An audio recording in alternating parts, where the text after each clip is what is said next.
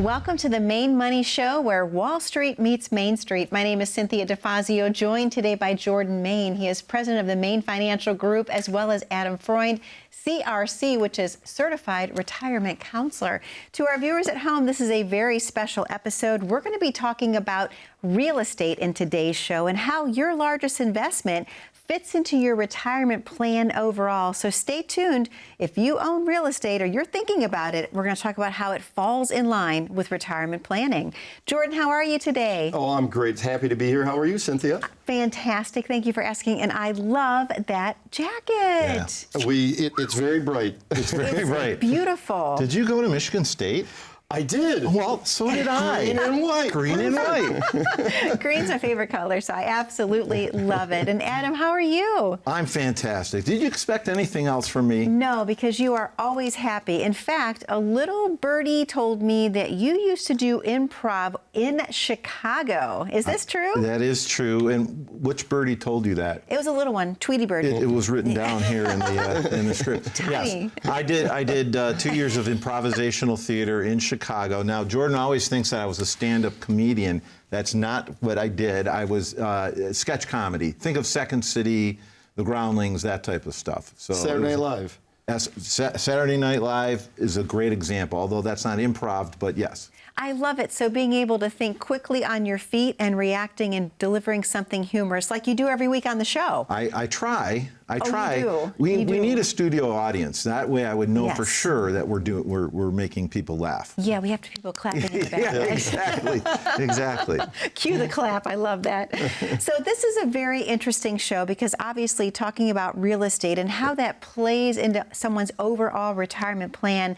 The number one question that I'm sure that you're getting asked the most throughout the years, especially right now, is should you pay off the mortgage? Jordan, your thoughts on that? Should people be paying off their mortgage right now? This is a great question that we get asked, all the time. All the time. And there isn't a black and white answer. It's your opinion of it. And I'll give you two sides of it because I've lived on one side and I look at it. Warren Buffett always talks about use other people's monies first. Yes. And so if you can get the bank's money at a certain percent and maybe you get some tax deduction with it, that asset grows at a higher percent, you make that difference and you can keep your money and invest in another asset. So now you have two assets working coherently together, and versus paying off all your mortgage, you now put all that into one asset.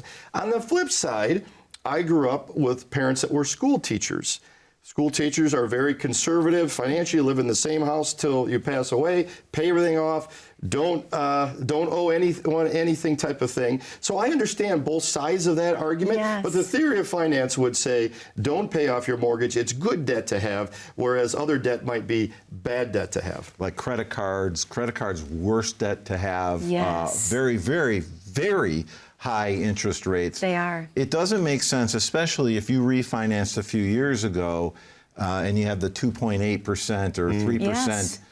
Mortgage. Why on earth would you want to pay that off? You're using the bank's money in this situation. Yes. And you certainly could. We're not telling you to take that money out and go invest it into something, but you're using, not only are you using money that is at a low interest rate, you're also using money that was locked in, a couple years ago. So Yes. think about inflation continues to make that money that you used a few years ago, that rate that it's not like the bank comes back to you and says, oh, by the way, because of inflation, we want to renegotiate your interest, the mortgage amount. So yeah, I think if you look at like your own individual balance sheet, what are different categories of assets? Cash in your checking account, your stocks account, your retirement account.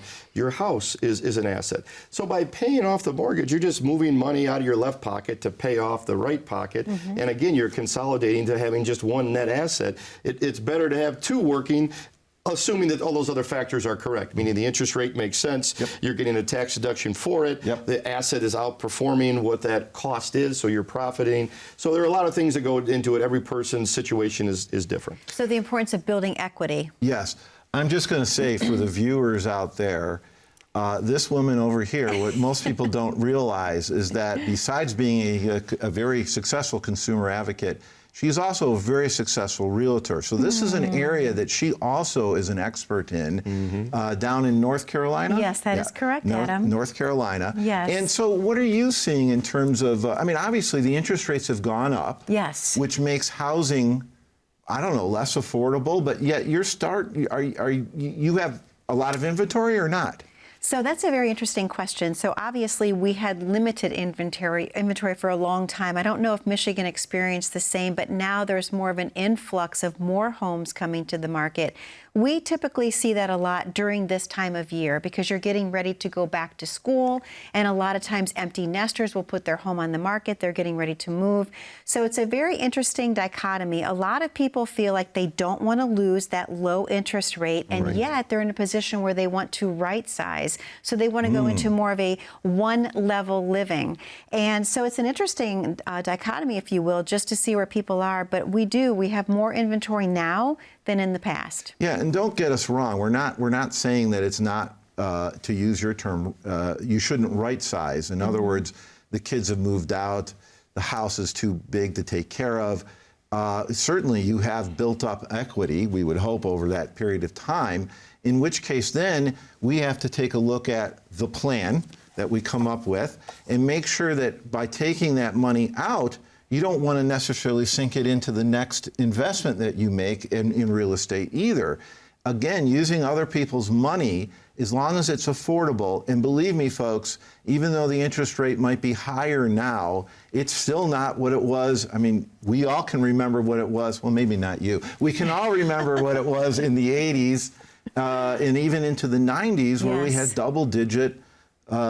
double-digit interest. Yes. So, historically speaking, right now it's still low. And we're also in an environment of flux, which means that the Fed may be lowering rates. That doesn't have a direct reflect on the on mortgage rates, but it has an indirect. It's more based on the Treasury, and we don't want to get into that. We'll put people to sleep, and we don't want to do that.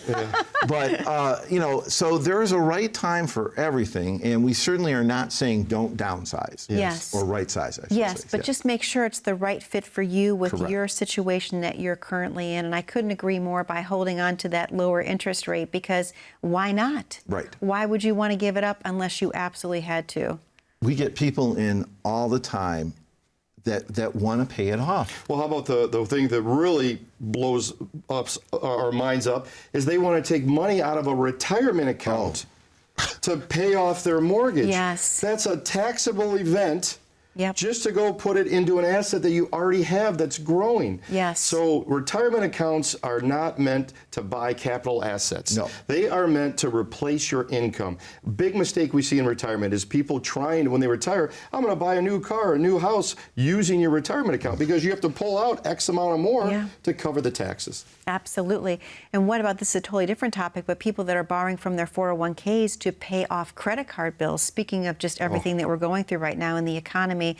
But what it comes down to, Jordan, is having a perfect plan. Let's talk about those 5 components and how the main money report covers all of those. Absolutely, yeah. Adam, what a, and next on stage, we think there are 5 key components to every successful financial plan. The first is a guaranteed income plan, not an income guess. The second is an investment strategy, and that's what we're talking about today, real estate as a piece of the portfolio. Right. Number 3 is Uncle Sam. Do you have a tax plan in place to avoid, as we say before, tax avoidance is good, tax evasion is not good. No tax evasion. Let's avoid. And then the number 4 is the health care. Have we planned for upcoming Medicare and long-term care? And the last is the estate plan. What do we want to have happen with our funds when we're no longer here? 5 key components inside the main money report. Jordan, thank you so much. And Adam, thank you so much for holding that up for Jordan. To our viewers at home, the number to call in is 888-462-7839. What you're calling in for today, of course, would be the main money report. This is not a book that you're calling in for. Please know these pages are blank, but when you come into the office for a consultation, the report will be crafted and designed specifically for your retirement goals, your needs, your hopes, and your dreams. Again, that number to call is 888-462-7839. or click on that QR code at the bottom corner of your screen. That will take you right to Main Financial Group's landing page. You can book your time accordingly.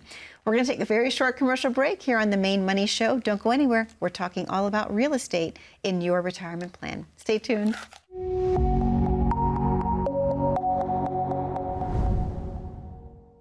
I started out actually going to college, and I was going to be a music teacher. I realized very early on, like at the end of my first semester, that it just was not for me. Fast forward many years later, my parents are educators. My dad quit being a teacher and became a real estate and commercial real estate. And after I graduated college, I decided I would go and work for him. And what I really liked was helping people make money.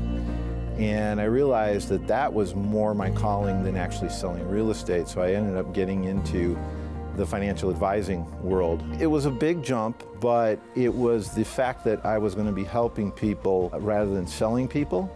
And that makes a huge difference in my mind. I have enjoyed it tremendously. When you can tell a client, hey, guess what?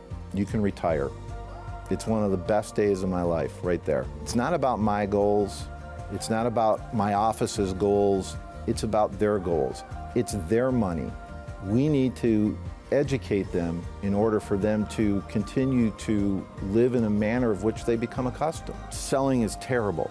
Educating, getting people to understand why we need to do it this way and consult with them, that's the way to do it.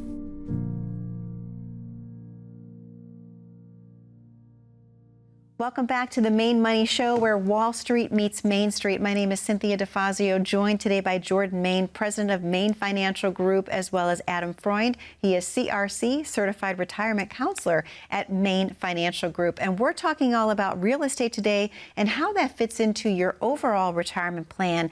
I'm going to jump into a very important topic now. Adam and Jordan, reverse mortgages. Wow. So let's dive into that. What are they? Can you explain? Yeah, so a reverse mortgage is exactly what it sounds like. It's basically the bank pays you to live in your house, and it's really only for people that are 62 and over and have a lot of equity in their house, either a lot of equity or they don't owe anything in their house, and then the bank basically takes it and starts paying them out.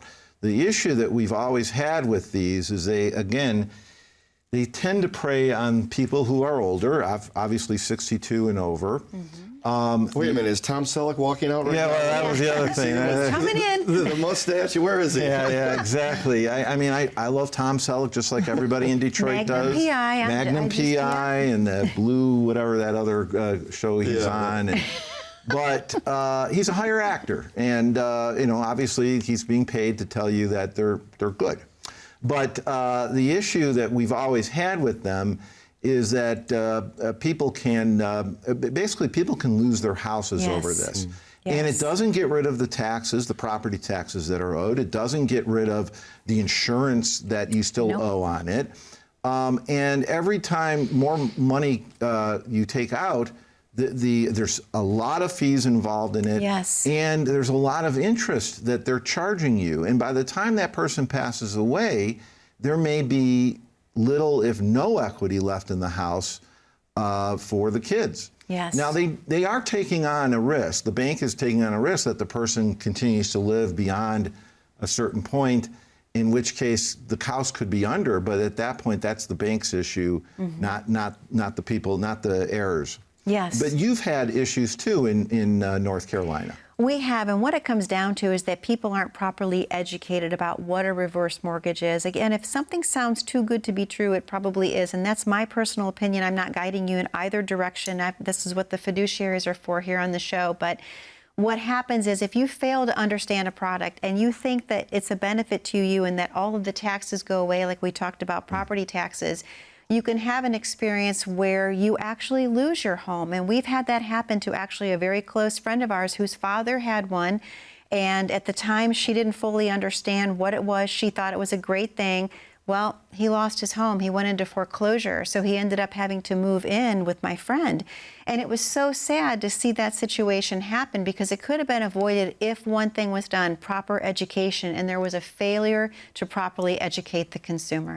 Now, we don't want to be all one-sided in No. this, and I know that Jordan also has a personal experience with this. Yeah, well, we haven't done anything yet, but I look at my own mother's situation. So there's 3 kids, 3 of us. She's a widow, living in the same house that we grew up in, retired school teacher, and none of the 3 of us children want to receive that house and property as an inheritance. Right. And so we've kind of chatted, my brother and sister and I, to say maybe we should look at a reverse mortgage to get extra cash flow to mom, and then upon her passing, it would all be liquidated and dissolved from that standpoint. So we've explored it, we looked into it, but we haven't executed yet. And I don't think, if I look at all of our client base and 20 plus years experience, 25 plus years experience, I guess we're getting older, I don't think we have any clients that have ever successfully executed a reverse mortgage. I had a couple at the bank. Did you? Okay. Yeah, that did it, but that was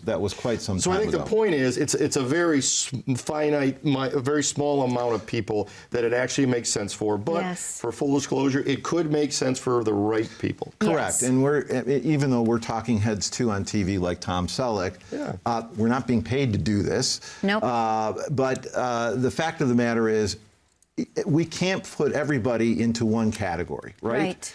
Right. We need to make sure that everybody understands out there that we're just talking in generalities. Absolutely. And there are other, by the way, loans that are available rather than doing a reverse mortgage. Yes. Because if they've built up that much equity, you can do what they call a HELOC. Brilliant. Home equity line of credit. Yes. Now, that line of credit just means that you can tap into it at any time. Yes. And take that money out. You do have to pay it back, but they usually have some sort of system to pay that back. Yes. But that's something that's available. And then the other one is it's essentially what we used to call a second mortgage. That's where they just give you one huge chunk of money to start. And again, then you have to be very judicious as to how you're pulling that money out. So, like I said, this doesn't fit into one category, generally speaking, for everybody in Detroit. Everybody's an individual. We also look at this as individuals. One of the reasons why we do these things is to make sure we have a good understanding of what it is that you want in retirement and what you need and what your family needs. We need to know all that information just to put one of these reports together. This is not a book you can buy off the shelf. This is something that we do quite custom for every single person that comes through our doors. And I love that you just mentioned that, Adam, because obviously everyone's situation we know is very unique. And that's why it's important to have a customized plan designed for you by fiduciaries. They're putting your best interests first. It doesn't matter what people say as far as you should do this or you should do that. What they're looking at is your specific situation. Ignore the rest of the noise and have a customized design plan for you. This is going to be the Maine Money Report. Like Adam said, this is not a book that you can pick up. This is a report that's crafted just for you. You can do that by calling in 888-462-7839, 888-462-7839, or grab your smartphone. Click on that QR code at the bottom corner of your screen. That will take you right to the landing page for the Maine Money Show, and you can actually book your time accordingly with Maine Financial Group. We're going to take a very short commercial break. Don't go anywhere. We're talking all about real estate as an investment when we return. Imagine not having to face your retirement with the same old corporate solutions as everyone else. In these economic times, you deserve a fresh look that includes a personalized income and tax strategy from a retirement planning team whose focus is on you. You only retire once. Don't settle for cookie-cutter solutions.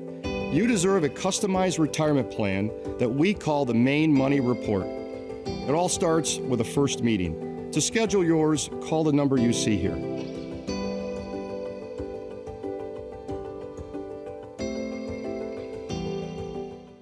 Welcome back to the Maine Money Show, where Wall Street meets Main Street. My name is Cynthia DeFazio, joined today by Jordan Maine. He's president of the Maine Financial Group, and also Adam Freund of Maine Financial Group. And we're talking all about real estate as an investment. So, gentlemen, this next segment, I love this one. We're going to talk a little bit about real estate as an investment. Is it passive income, paycheck, or playcheck?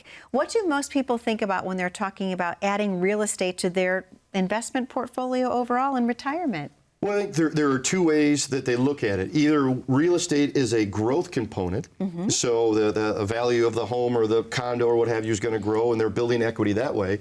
Or the more common one is the rental side of it, the income side. And we have all these websites now, Verbo and Airbnb, and that really do a lot of the contracting for you and makes it easier. And both can be successful strategies, but both come with limitations too. Right. What people don't seem to understand when they become a landlord, there's a lot of obligations. They have to become Mr. or Ms. Fix-It.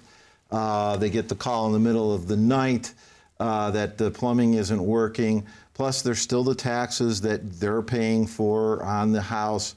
The other way of looking at it is the flip, right? You buy a house that needs to be repaired, and then you turn around and you sell it. But again, if you've watched any of those shows on HGTV, you know that there are some pitfalls and peril that can go into that.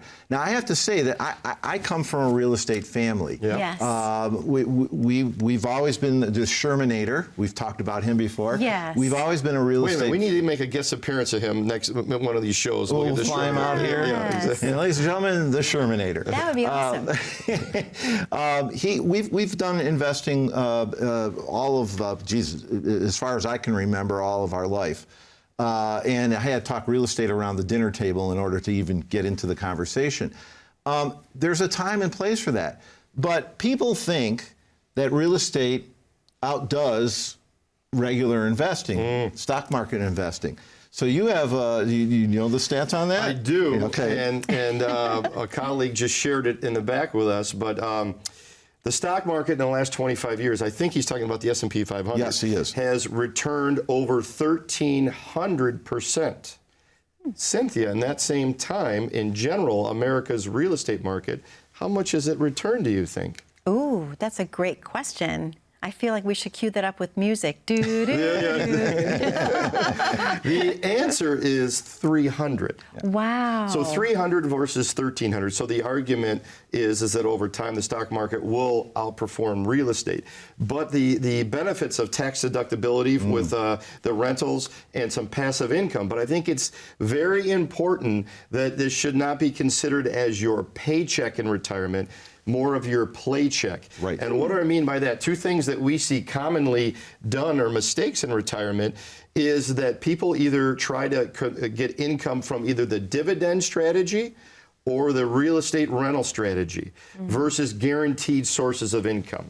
So I'll tell you a quick story. I grew up in Midland, Michigan, a little town in the middle of Michigan, which is home to Dow Chemical, the world's biggest chemical company. Yes. And everyone in Midland owns Dow stock, and you just kind of keep the stock and pass it down, pass it down, pass it down. Okay. And the dividends were substantial. And so a lot of people's retirement plan were, I'm just going to live on the dividends. Yep. And the CEOs would always say, never on our watch will we lower dividends.